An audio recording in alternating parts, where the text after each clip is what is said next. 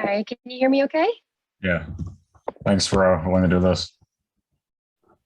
No problem. Sorry it took me so long. Oh, no, it's fine. Thanks for being persistent.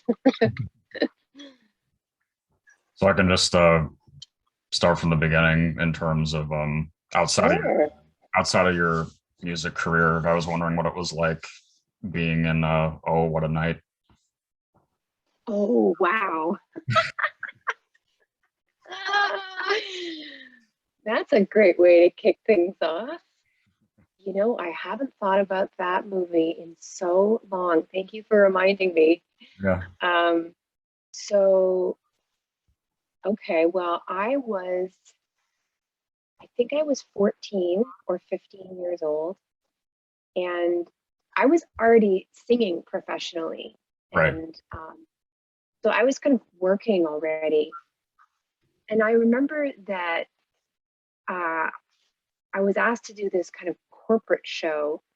And it was this sort of unusual from what I was normally doing, which was singing in studios. And some of the other kids that were in this corporate show had agents, like acting agents.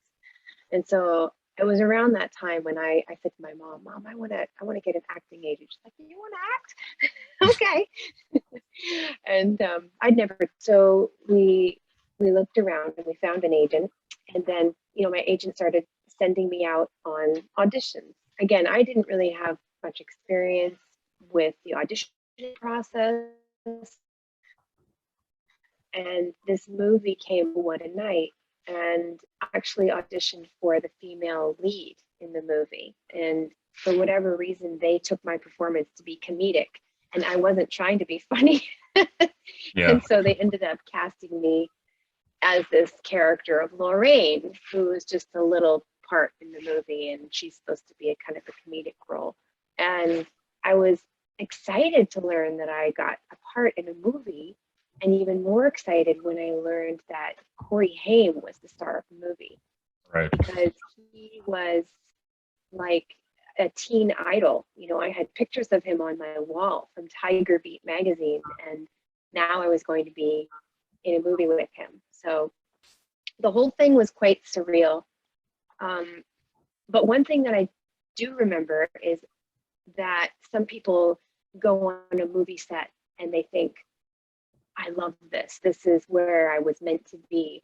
I did not have that feeling. I did not fall in love with the process of being on set. And there's a lot of waiting around. So I think I decided kind of after a few more little appearances, it wasn't really for me. But I want to go back and watch that movie because I bet it's hilarious. And how did you feel then when a voiceover opportunity came along in comparison? I loved it because for me, I grew up spending time in studios. My mother is a singer and my father is a drummer, and they were both like session musicians, which was, they were extremely busy working, recording musicians in the 70s and 80s in Toronto. There was a very big music scene in Toronto. People were coming there to make records. And so they would work every day of the week and sometimes on the weekend in studios. So that was a very comfortable place for me to be. And I started singing on commercials myself when I was about 8 years old. I was in the studio and they needed a kid's voice, and they could hear that I was humming the melody and I seemed to have a good sense of pitch. And so I started. And then I've actually told this story, I think, before, but I was probably not much older than that. And I had done a few jingles, as we call them. And I went in to do what I thought was a jingle, but it turned out that it was going to be a voiceover. And I felt very comfortable singing. Singing was something that came very natural to me. I think I knew that I was good at it. I felt confident. But they put a script in front of me, and it was like for a fabric softener or something. And I think I had to say, oh, mommy, my towel feels so soft, or something like that. And I got so nervous. I didn't want to talk. And, my mom could sense that the tears were welling up in my eyes, and you know, all the clients are waiting in the control room, and she took me aside and she said, "Honey, what's wrong? Are you okay?" And I said, "Mommy, I don't know how to talk. I only know how to sing." Oh, And she said, "Oh, okay. Well, you know, if you don't want to do it, you don't have to." But I got through it. And then for many years after that, I mostly stuck to singing. And then I think when I was around 17 or 18, a friend of mine, actually you might know Cal Dodd. He is a voice actor. He was like the original Wolverine. okay, yeah. And he's a very, very, very busy, prolific voice actor. And he's a great singer too. And I used to sing with him. And he said to me, "Hey, like, why aren't you doing voiceover work? You should be doing voiceover work." I was like, "I don't know." And so he introduced me to his agents, Edna Kubiar and Paul Smith at ETM, Edna Talent Management. And they have been my agents ever since. So that's going back now almost 30 years, 25 years. And so that's where I really started doing voiceover work and going to voice auditions for announcer stuff, for cartoons. That's really when it started. So how long after that then did you get the opportunity to replace Katie in Sailor Moon? Very quickly. Actually, it was my first, I was very lucky because it was my first audition and I booked it.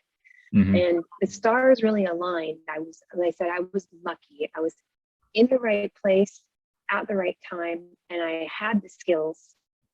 And I had a really good voice match for Katie. So I got sent out to this audition where I knew that I was going to be replacing somebody to try to match their voice. And so they sat me in a room, and I had never seen Sailor Moon before.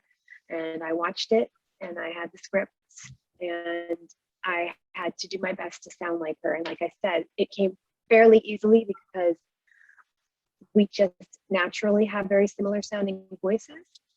But I think that my music training, my musicality, my sense of rhythm and my sense of pitch really, really helped me, because I was able to find where she was, like an actual pitch, and match it and hear that and recognize it.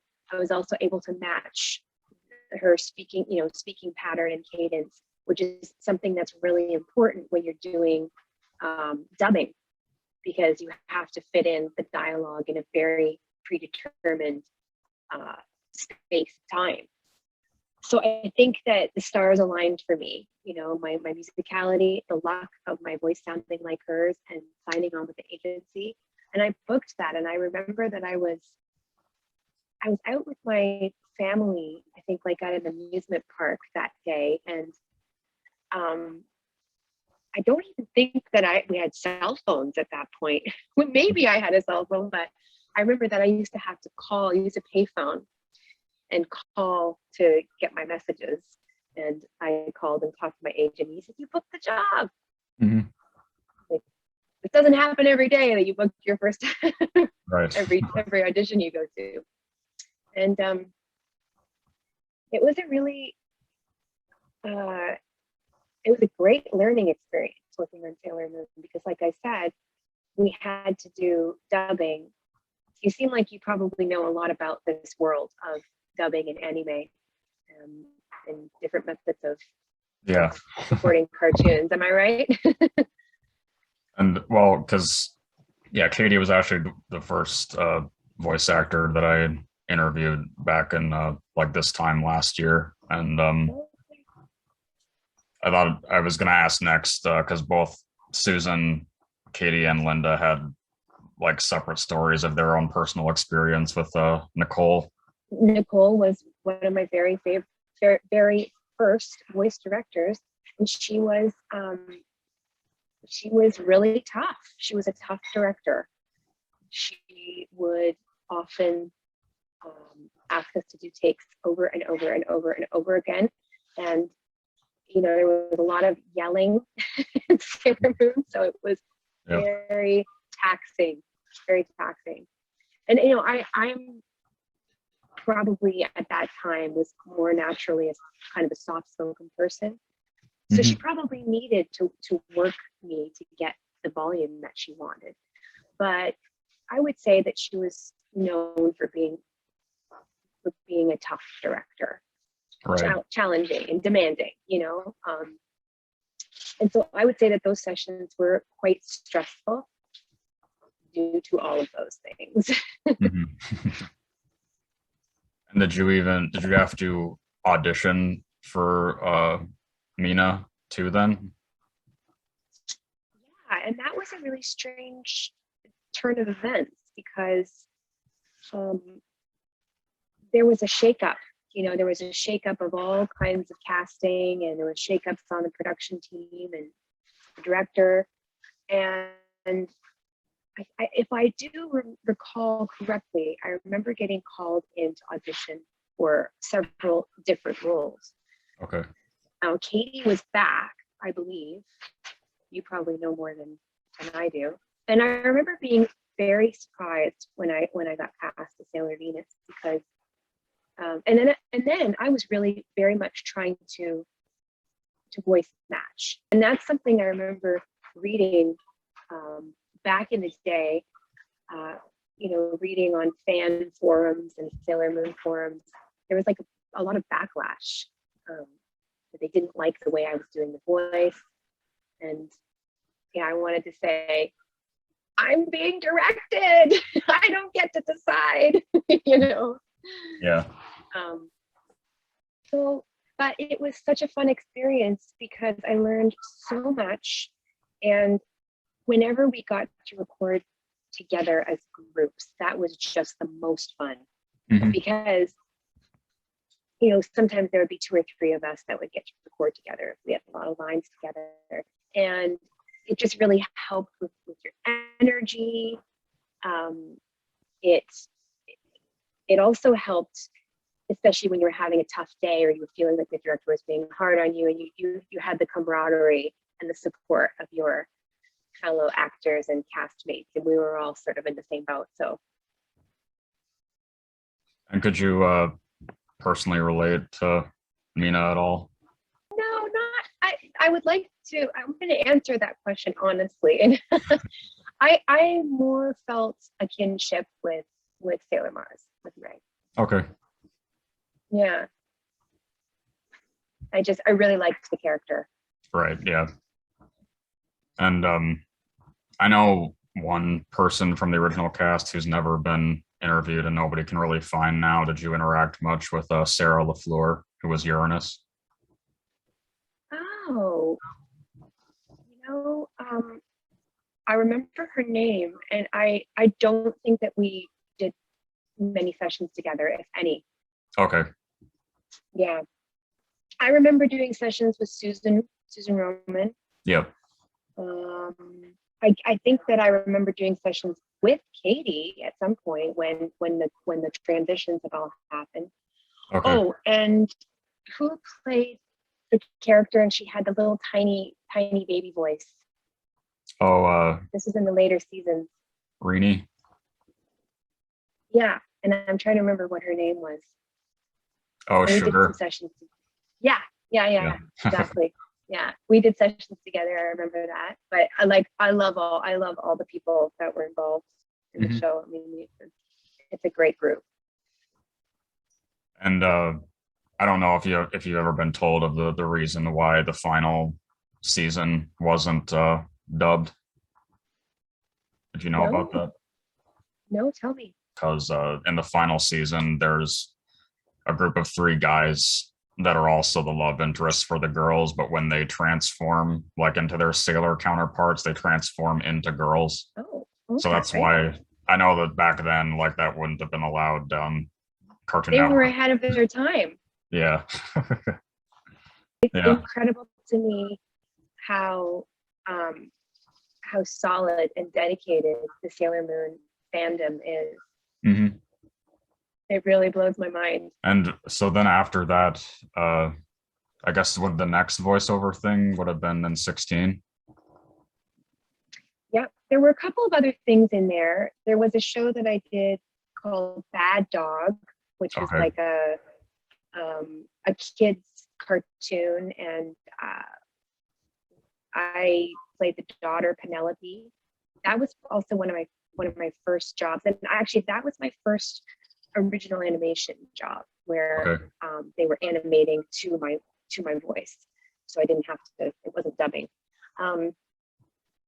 And then, yeah, there were a couple of series that we recorded that never actually ended up getting picked up. But 16 came around, it came a few years later, yeah. Mm-hmm. And I remember auditioning for one of the lead characters again, and not getting cast, but then later on, getting this small part as one of the clones. Yep. And that was really the beginning of like the fresh, I mean, they just took over, they were just such a huge presence on the sort of teen animation scene, because it went from that to Stoked, Yep. to Total Drama, so, and that was I was working a lot at that time. And with Total Drama, was that a more involved audition process, or was that kind of just the same as other ones? Well, that kind of has an interesting story too, actually. And I was also just thinking of a quick funny anecdote about 16. So I played Chrissy, Mm-hmm. who was one of the clones, and the show takes place, just for your viewers that might not know, it takes place in a mall, and it's a group of 6 teenagers that hang out at the mall, and the clones work at the khaki barn, which is kind of like the Gap. Mm-hmm. And so the names of the characters were Chrissy, Kirsten, and Kristen, I think. Mm-hmm. And okay, yeah, so Lauren Lipson played Kristen, I played Chrissy, and Stephanie Ann Mills Okay. played Kirsten. And we had several sessions where we would mix up Kirsten and Kristen, or Chris, like they couldn't remember who was who in the script. So finally, we're like, wait, am I Kristen? Or are you Kirsten, or am I Kristen? Mm-hmm. And so what they ended up doing was they ended up just writing our actual names in the script, because there were several times when people got too confused. So that was kind of funny. So then I auditioned for Total Drama, and I auditioned for several characters. I actually talked about this on my TikTok. I have a TikTok. Okay, yeah. All follow me on TikTok, because I answer questions about the Courtney character and Total Drama. And so I auditioned for several roles, and I didn't get anything. Okay. And I did not get cast in the show. And somebody else was cast as Courtney. And I believe that they recorded the first episode. And I don't know what happened. I don't know why or how, but I got called in as a replacement after the first episode. Mm-hmm. Isn't that crazy? I'm telling that story because it's widely known. Yeah. And it's not a secret or anything. And so I don't know what happened. I never asked, but I was extremely grateful to have the job, because it ended up being a very long running character for me. In fact, yesterday I just recorded pickups for Total Drama Rama Okay. for the last episode of season 3. So it's been carrying on to this day, literally. And we just had so much fun doing that show, because I got to sing, and I got to really develop a character over time. Right. And that's one thing that's really cool about it too, is that even though was on Cartoon Network, like you can appreciate it even like more as a adult. Like there's a lot of adult humor in it. definitely. Yeah, absolutely. Yeah, no, it's, and again, the fans of the show, I mean, I saw the press release that I'm sure you did too, that they're doing new seasons. Hmm. And um, I'm so excited for the fans and for the show, because the fans have been asking for it for so long, Right. so it's just, they made it happen. Hmm. And with Courtney too, is there, obviously she has like different sides to her, but what can you relate to the most? Well, they describe her as a type A personality, which I definitely am. I am similar to her in that way. I probably can have bossy tendencies, but I try to be a little bit nicer than she is. Okay. So yeah, I mean, there were some similarities for sure. But she definitely has a sharp mean edge to her at times, which I don't identify with, or hopefully not. Right. But it was really fun. I mean, it's fun to play that kind of a character. She has really funny lines. The writers are amazing. Really sarcastic. It's really kind of a uh, big personality. Hmm. And I remember um, when there was singing in the script, I said to the director, I said, "So is Courtney a good singer?" They're like, "Oh yes, no, and she is." I was like, "Well, you never know." Like, no, we want her to be a good singer. Okay, I'll try. And with the entire arc that you've been playing her, has there ever been anything where there were there was a really emotional headspace where you like there was like acting brought to it, or has it mostly just been comedic? I think that when the love story between Courtney and Duncan was at its best, was at its sort of peak. They had a couple scenes together that were really, really sweet. Hmm. And we got to do those scenes together in the studio, which was so fun. And Drew is a great actor, so that really helped me. And that was, it was also really nice to see that softer side of Courtney, Right. to see the vulnerable, tender side. I loved that we got to do that. And so yeah, that was a really nice moment of acting, and yeah, just being able to express another side of her. Hmm. And I did want to mention too, just in regards to your music. Normally, I'm more of a rock person in terms of what I listen to, but I did think your cover of "Blame It on My Youth" was really well done. Oh, thank you. Yeah. That's so nice.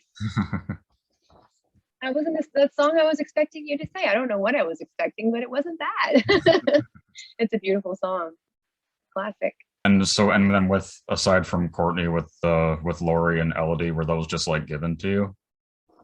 No, I auditioned. I Okay. auditioned for a bunch of different characters in the Redonkulous race. And actually, what was so funny to me was that Katie and I were cast as a pair. I just thought that was really funny. I loved it. We had really good times. Unfortunately, our characters were not super long lived on the show, but um, yeah, Redonkulous race. And Stoked I did as well, and that was really fun because I got to play Mrs. Ridgemount, who was like the cool mom, Yep. and it was fun to play a character that wasn't a teenager too. Hmm. And I know the other anime you did with Bakugan, or your thoughts on, and like thoughts on stepping into the role of Alice. I loved working on that show. I liked the Alice character, and the voice was a little bit more, I guess, a little bit breathier. And I liked the challenge, the challenge of dubbing. I always find that to be, I think, again, it speaks to the musician in me, Hmm. getting the timing just right, and acting as you're doing you're doing that. Right. So I had a lot of fun working on that show. One of my best animation memories is Almost Naked Animals. Oh yeah. That show was so funny. I think, and you mentioned, with Total Drama, there's humor that is appealing to teenagers, but also adults. Right. And this one definitely had a similar. It was for littler kids, so, but it definitely had some jokes that adults would appreciate, and the cast was incredible. Mm-hmm. Rob Tinkler, Sean Cullen. I mean, it was really a stellar cast. The director was amazing, Merlan. I loved that show. I wish that show would have gone on forever. Actually, yeah, I talked to, I think it was earlier in the year that I talked to Rob. Oh, did you? Yeah. Love him. He is amazing. Yeah. He's really amazing. Yeah, it was really fun to watch him work. Right. Yeah. And David Burney, also, he played Duck, and that character. I mean, the writing was so good. Mm-hmm. Yeah. And I know with a more adult show with your role as Teresa and Forget About It. Oh yeah, that was really great to get that part, because again, I was doing 2 shows at the time, and Forget About It was one of them, and the other one was called Peg Plus Cat.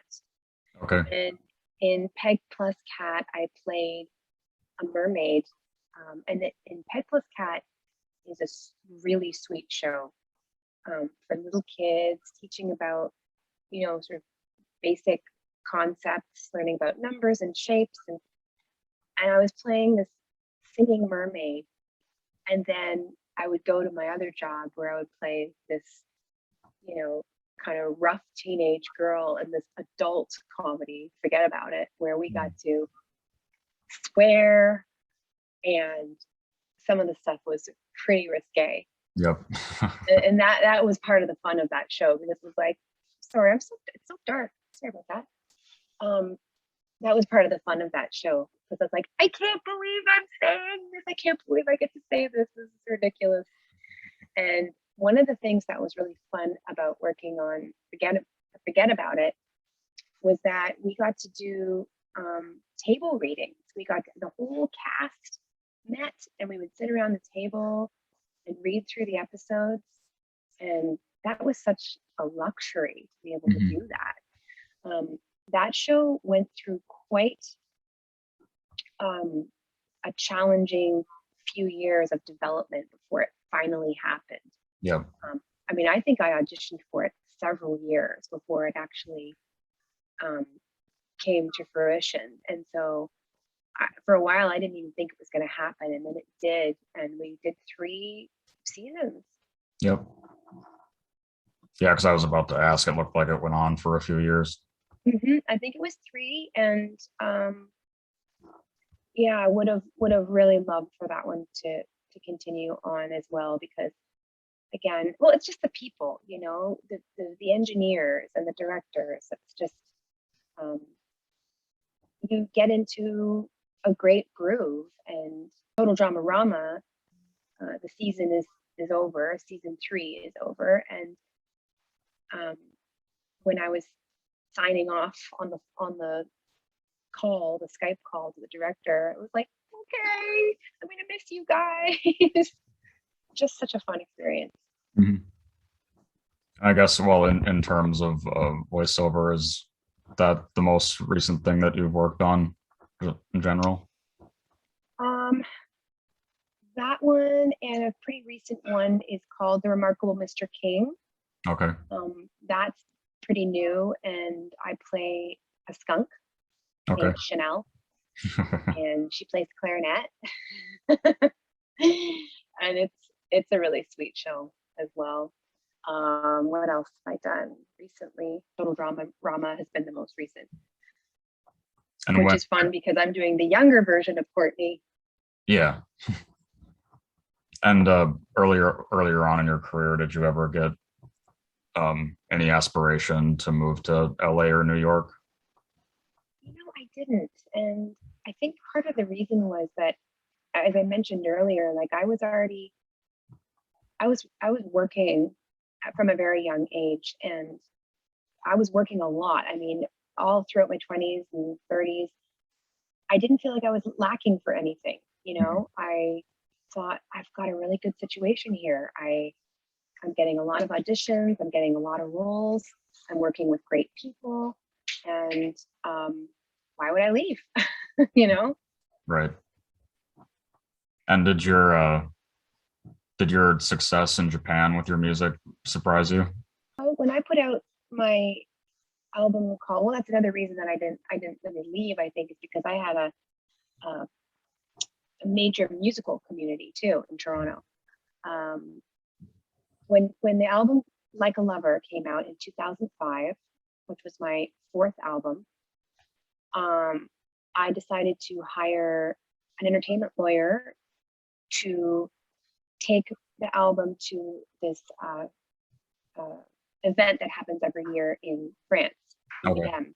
and it's like a musical showcase conference for people who are buying shows and agents and record companies, and so he took that album with him to pitch it, to different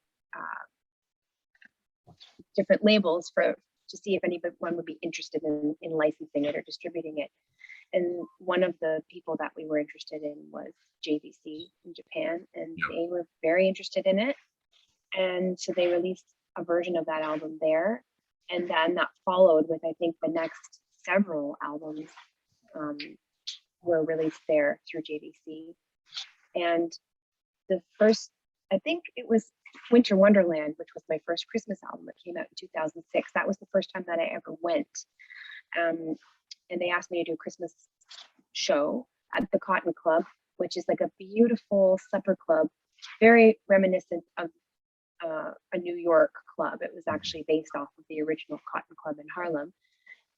So it's like a very plush, sophisticated room with like tiered seating. And I think the first time I went, I did 5 nights in a row there, 2 shows a night. And we did a couple shows in other places around Japan. And then since then, I've gone pretty much like every year and a half. I've been back. I think I've been 10 times.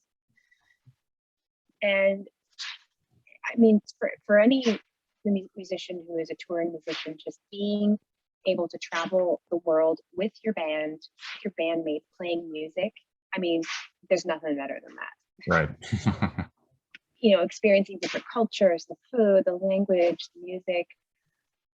Dreamy, really dreamy. Hard work. Like, as I said, we would land in the afternoon. We would, be completely turned around, jet lagged. And then the next day we'd do a sound check, and then 2 shows the next day, 2 shows the next day, 2 shows the next day. Mhm. Fly home. So not a lot of time to do too much exploring, but over subsequent visits, Yeah.